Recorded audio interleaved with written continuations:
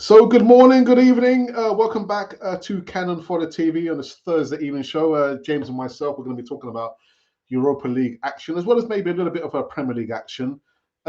James, how have you been keeping? How are you?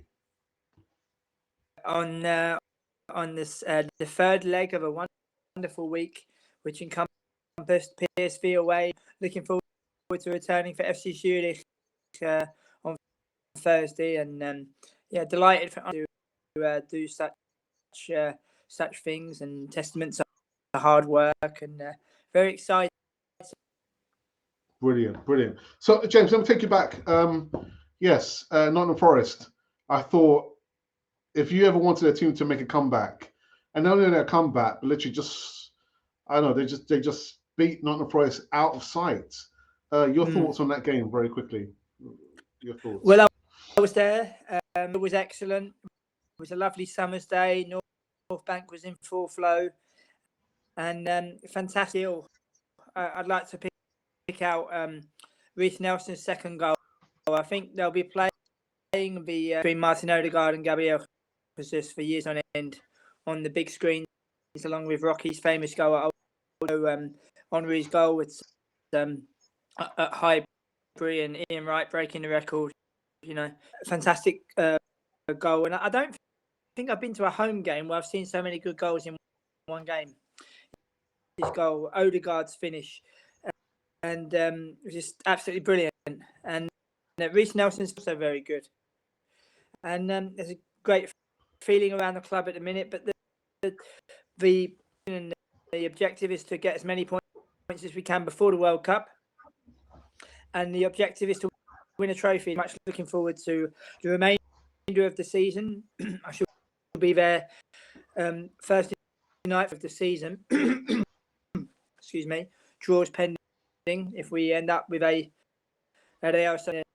Europa League, I can't turn that down.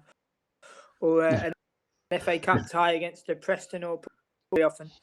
So the draws pending Thursday night will maybe my last of the season at home. Great position to be in, and fantastic to add to the memory book. James, just going back, Reece Nelson, just trying to remember, that was his first goal for Arsenal in almost 2 years. Where do you stand on the fence of Reece Nelson? And actually going forward, would you play him in either the Thursday game against FC Zurich or the Sunday game? Or where do you stand with Reece Nelson? Well, first and foremost, if I can talk about his loan spell at Feyenoord. Excuse me, throat. And feeling healthy, though, mind. If I can touch on his loan spell at Feyenoord, arrived at Feyenoord on loan. The manager Arne Slot said that he wasn't fit, and I don't think that Reece Nelson really got the size. I think that he got everything out of that loan spell that he could have done. And in terms of PSV are bigger than Feyenoord. That's in terms of club stature. But in terms of players, in terms of support, which goes beyond anything I've ever seen, Feyenoord is number one in terms of how they look after their players, how they support their players. And I don't think that Reece Nelson actually grew up.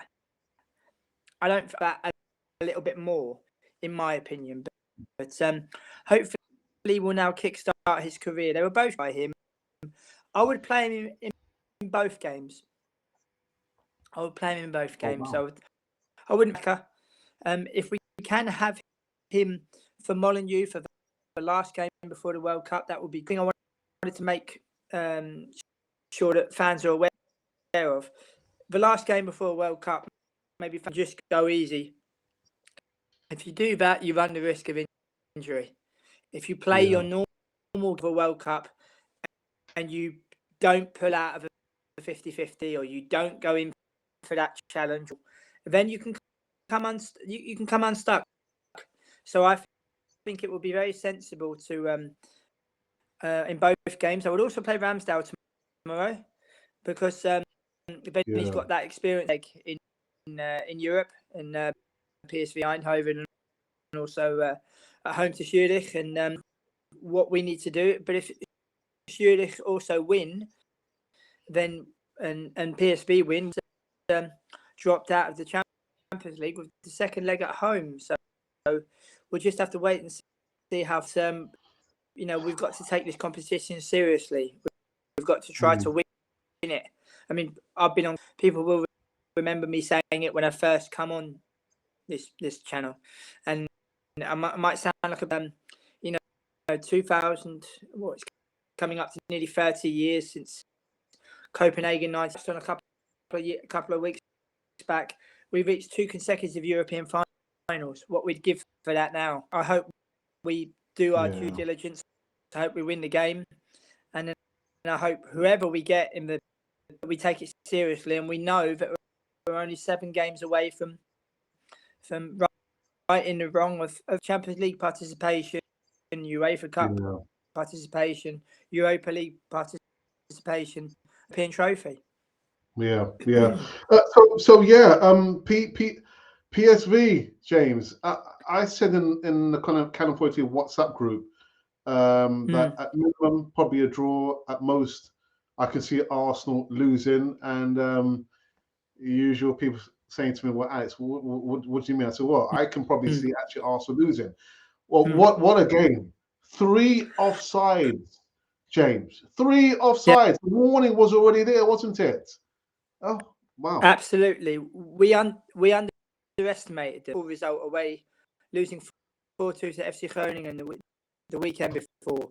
And as I've said before, Alex, there is no doubt that Ruud van Nistelrooy is a great talker of the game, but his press conferences, they're excellent. He's completely clear, concise, and something I really enjoyed helping Arsenal fans in Eindhoven. For example, here in the Netherlands on a good summer's day to go and sit on a terrace and have a nice or have some snacks. And I was sitting with some Arsenal fans, and the waiter come over, English, excuse me, and he said to everybody on the table, he said, you're all going to be receiving your beverages in plastic glasses. Do you remember that language podcast we did? Yeah. Well, herein lies the special power and the skill. When he said that to the table, him in his mother tongue, is it just because it's Arsenal, or did you do the same home and Bodo Glimt? And he was so shocked he almost dropped his tray.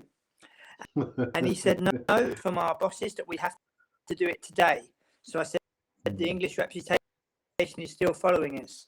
And at PSV, you go into like a side entrance where you go up the tunnel, and I had to hand my my ticket to the lady steward, and you don't expect people to start speaking Dutch, do you? But that's exactly what I did, and she was pleasantly had to go up to be searched by a steward, and obviously, and she was extremely shocked, and we had a little bit of a chat. And if you go up to the left, if you carry on walking and go to the left-hand side, and it will give you free transport back from the stadium to main station of Amsterdam, which I managed to do.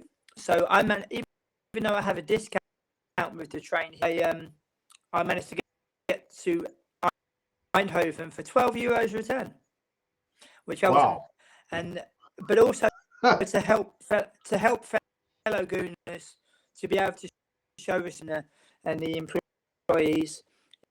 It was just fantastic. It's testament to all the hard work. Expect British people to speak other languages, let alone their own. But when you've been at an exceptionally high level, it was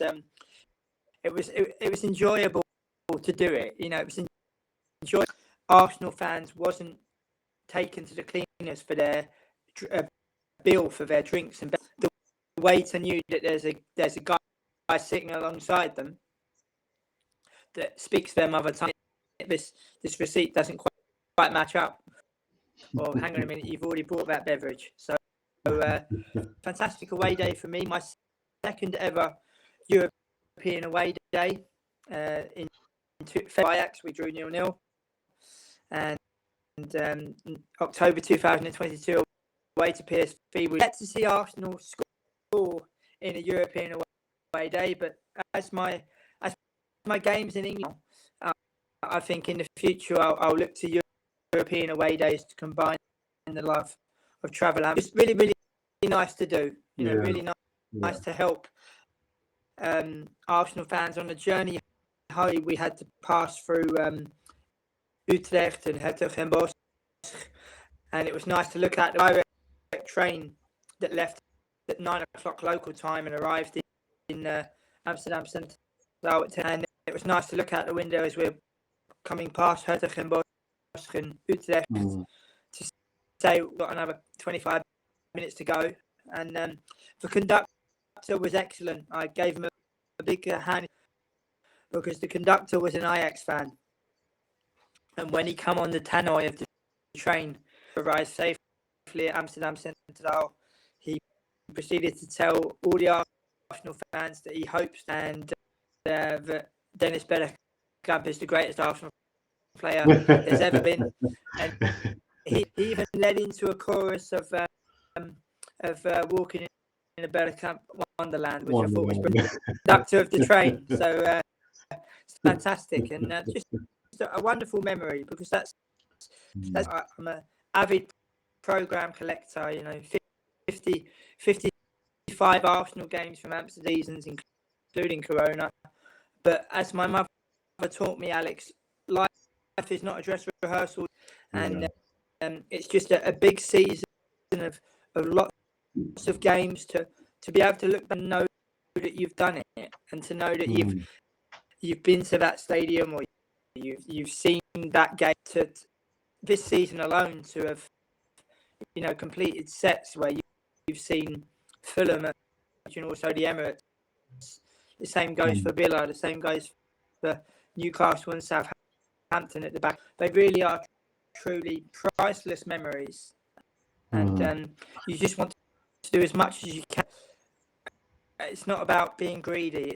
It's about making your memories and then making you give other Gooners the opportunity to have their own memories. And where, unless it's a team that I haven't seen for a long time, the new team, then I think I might not go. And then you give somebody else. I've ever seen FC Zurich. They will be the second Swiss team I would have ever seen live, having Arsenal in 2016. So very excited. If they win, they going to be giving their all. So we've got to be professional.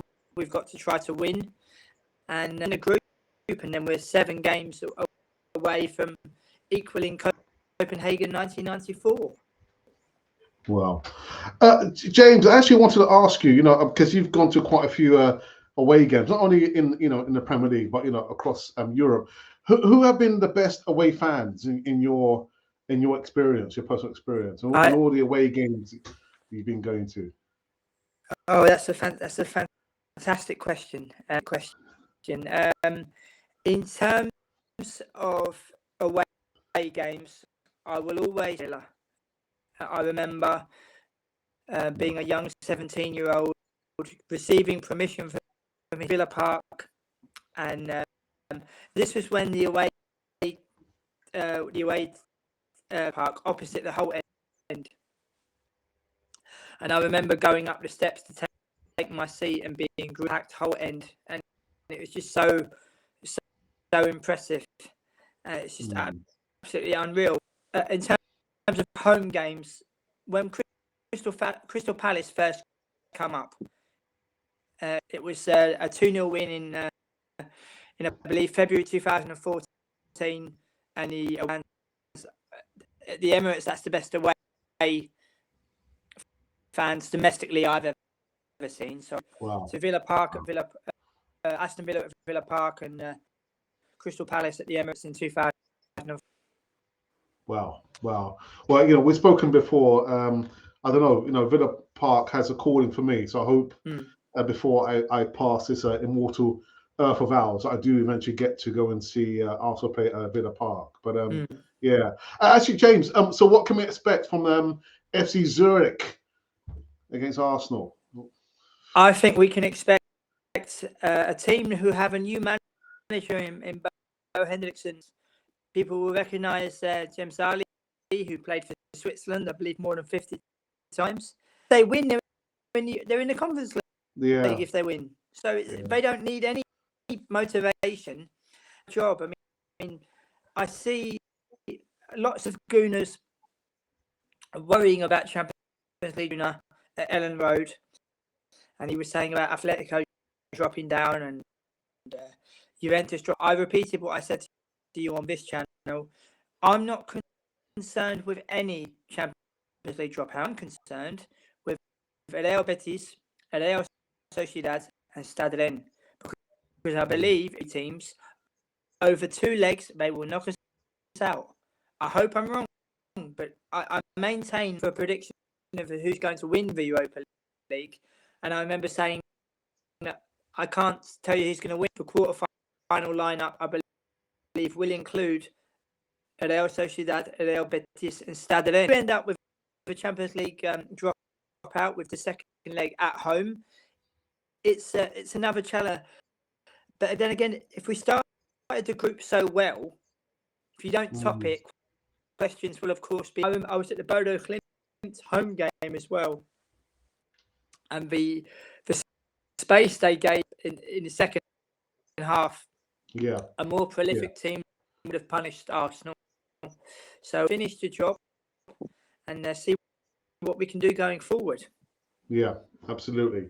And just to cap off this Thursday evening show, those who are watching now may have noticed that the live chat is actually only accessible if you are a paid member. If you're a regular subscriber, you can only just listen to James and myself just talk. James, so on Sunday we'll play against Chelsea. Another stiff test, do you believe, for the Arsenal faithful, Arsenal at least? Yes, and I must compliment Chelsea. I think it's really the best England manager, a job at one of the top teams in the country. I was fortunate to interview Graham Potter in 2018 when he was manager of us. Spoke very highly about Cyril Regis, and he spoke about Cyril Regis and about talks. You listened, but also what he learned from Cyril, Cyril Potter, with how to treat people. And I think you can see that the game, the way he talks, and it's great that I mean Cyril is no longer with us, but you know the names of Brendan Batson, Laurie Cunningham. I found out that he played for Real Madrid when I was in the museum of Real Madrid. Discovered the name Laurie Cunningham, and we've spoken about him before, and it's great. Fantastic men from a bygone era are still being channeled in the current day, and I think it's more. You know, I was on Ryan's show earlier speaking about Nottingham Forest, and as you know, the job of assistant press officer at Nottingham Forest, successful, but I can tell you now, if I'd have got that job, I wouldn't have been advocating Jesse Lingard being unveiled with the shirt of Jay Lings, chastising Wolverhampton Wanderers especially when they're playing at home at Molineux. Tried to go back to channel the spirit of Brian Clough and friend.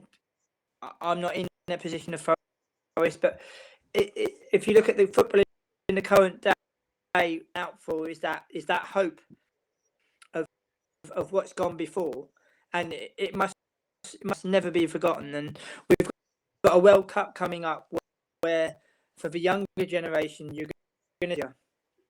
And if I can touch on my first World Cup, I remember 9th alive for 86, but just far too young to remember anything consciously. I remember Cameroon, the green shirts with the lion. I remember that Thomas and Kono, Oman Biyig, this is, a nation's pride. So special. And if you look in World Cups with the likes of Uruguay, with Ghana in 94 as well, and Croatia in 98, international football is supposed to be the best it's got against the best of what another has got. And when you start blurring the lines, I wonder what's the point. Celebrate the fact that these players, they inspire the next generation, is what it's all about. So looking forward to Qatar kicking off in 19 days' time. Yeah, well, November.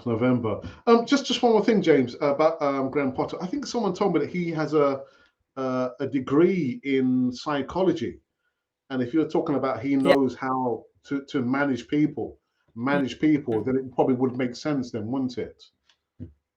But it's also, he went away to Östersund. Yeah. When I spoke to him, of taking Östersund to the Champions League, that's what he wanted to do. He wanted to say, he said, "Oh, we're settled here, we're happy here.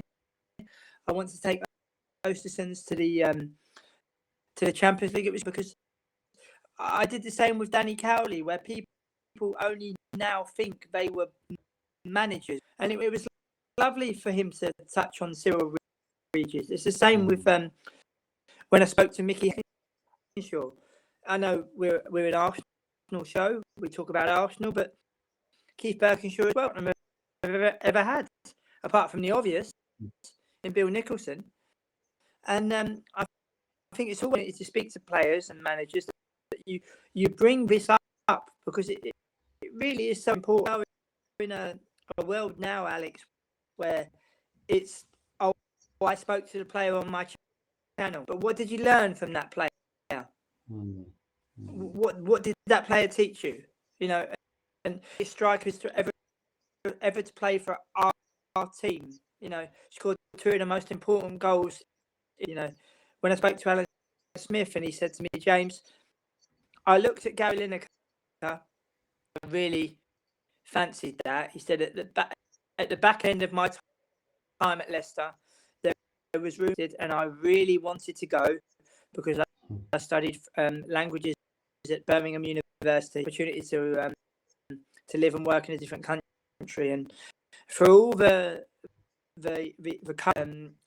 of things going viral, I love to put down the stories, because it's the same with Yakini of Nigeria, who's sadly no longer with us.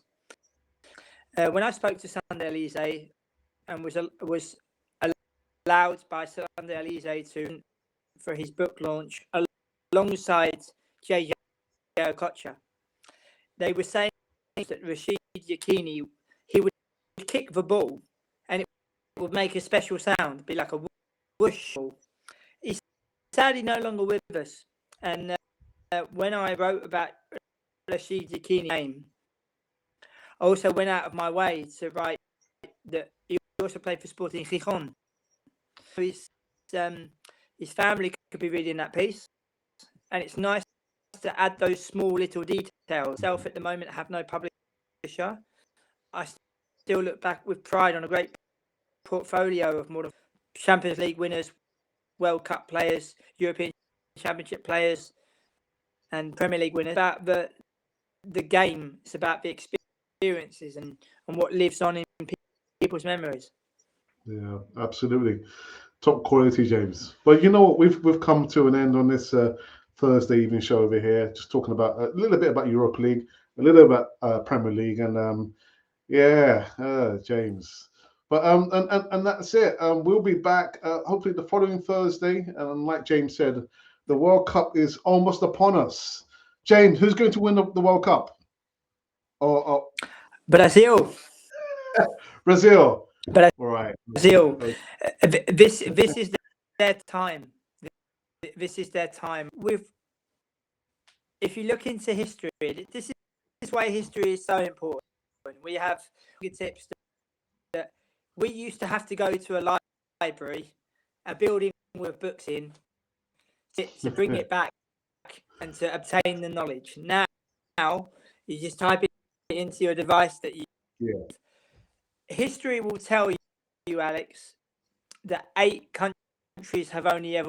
I believe it will remain 8 countries. I would love an African country to, because for all the criticism of Qatar, it's also the last World Cup before this, what once was the highest barometer, before it's completely ruined. We will only have our memories. That's all we'll have left. And the World Cup, I thought that FIFA had a great opportunity to chuck out with them throwing the banana. I think it would have been wonderful to throw Tunisia out and replace them with Chile, who were in arbitrary judicial things to get and be at the World Cup instead of Ecuador. I think it's going to be a world, and I think people are going to try to mix politics with mustn't forget that it's a football tournament. It's not, you know, and I think that people will try to kind of push the envelope a little bit. But in Brazil, I think that Uruguay will have a good World Cup. I predict Ghana to out Portugal, and I think what is amazing is that for the African Cup, where all African countries have a manager from that country, which is more, because the success of a Tunisia or a Morocco or a Ghana, their people, for their people. So therefore, when the people or implements come rolling in, they will know names. As I said, I just reeled off players from almost 25 from almost years ago. But why? Because these men represented their country, showed the world this is who we are, and this is what we're going to see in Qatar as well. Well, okay. Well, there you go. That's an end of another Thursday show with both James and myself. Join me next week when we talk about actually the game after, the night before. FC Zurich and Arsenal. Come on, you Gunners. Anyway, James, thank you for joining me again on this Thursday show, and we'll be back this time next week, hopefully the same time, same place. Thank you, James. Thank you very much. Let's hope so. My prediction, should we not win, and I don't want to see Arsenal fans go into meltdown. We played in the Champions League for 23 years and we didn't win it. So a bit of stand up with a Champions League team. Let's show courage. Let's try to face them. You can't play. Just accept, and I hope that we can have a about maybe reviewing the Europa League, depending on where we finished. The draw off round is the 7th of November. Might end up with Ajax, where all I have to do is cross the road, and but literally all I have to do is cross the road. I'll even have time for a cup of tea before the game. So look forward to that. But we shall see. Yeah, absolutely. I might come and join you, James. Yeah. Anyway. Welcome. So that's it. Until next week. This has been Cannon Fodder, the channel for Arsenal fans all over this world.